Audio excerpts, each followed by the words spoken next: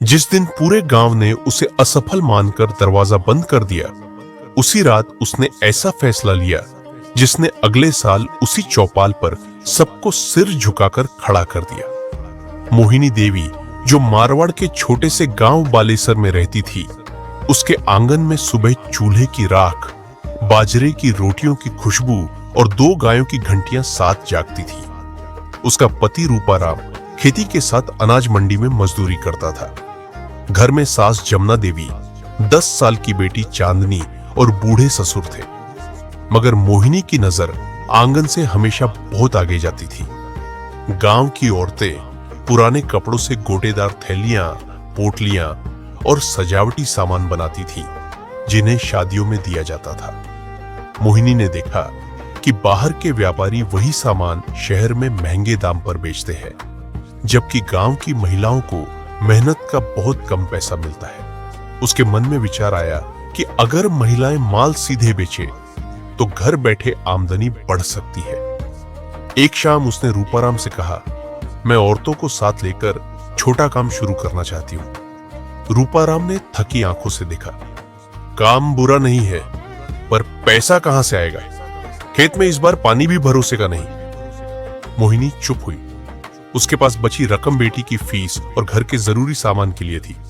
फिर उसने पुरानी संदूकची खोली और शादी में मिली चांदी की छोटी पायल हाथ में रखी।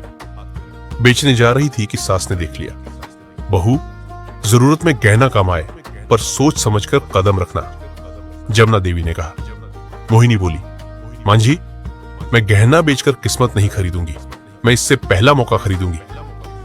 अगले दिन उसने पायल बेचकर धागा, कपड़ा, शीशे, गोटा और सिलाई का सामान खरीदा। 8 महिलाओं ने साथ दिया। किसी ने बच्चों को सुलाकर रात में कढ़ाई की।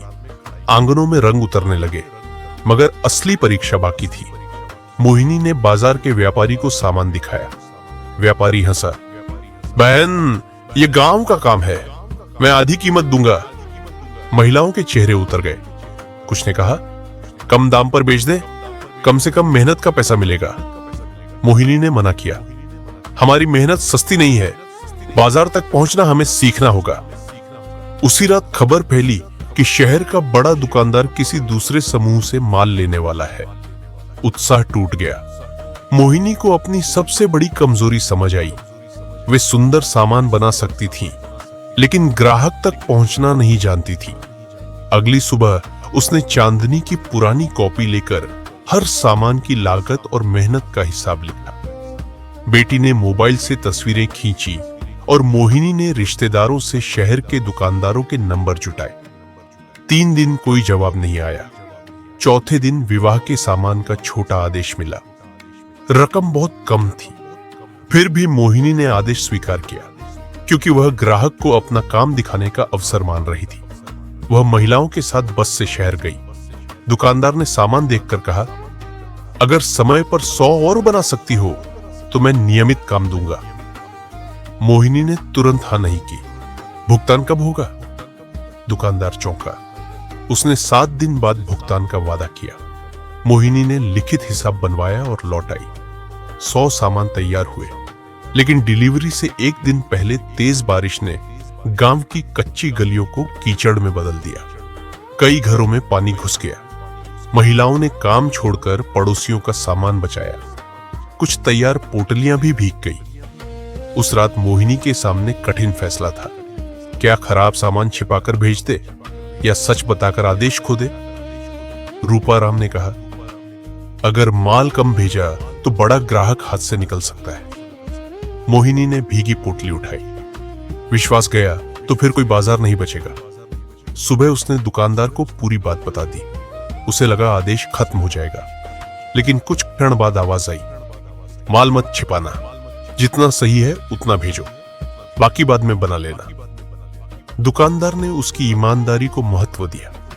उसने अग्रिम रकम भेजी ताकि महिलाएं नया सामान तैयार कर सकें। मोहिनी ने इस बार अकेले काम नहीं किया।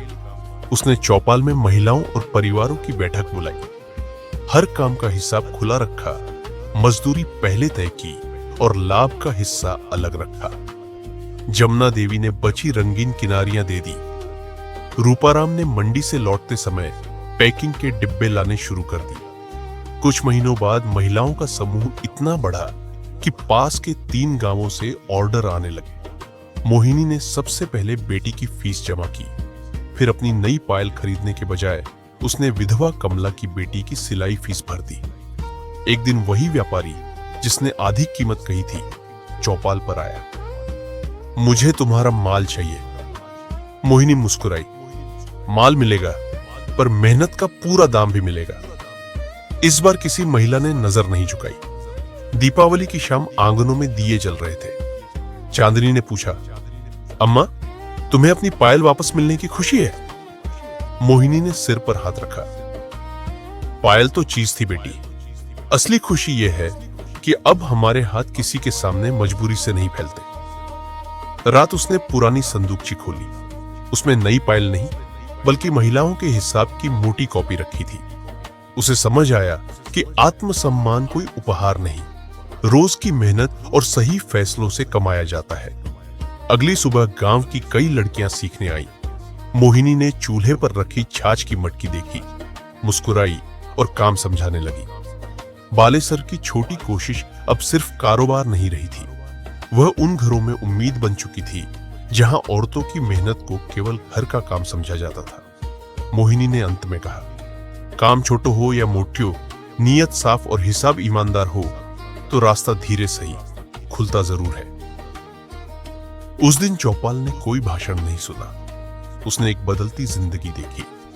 गांव की औरतों ने जाना कि आत्मनिर्भरता का पहला कदम बाजार में नहीं, अपने फैसले पर भरोसा करने से उठता है। मेरी वीडियो को अंत तक देखने के लिए धन्यवाद। वीडियो को लाइक, कमेंट्स और शेयर करें और चैनल को सब्सक्राइब करना नहीं भूलें।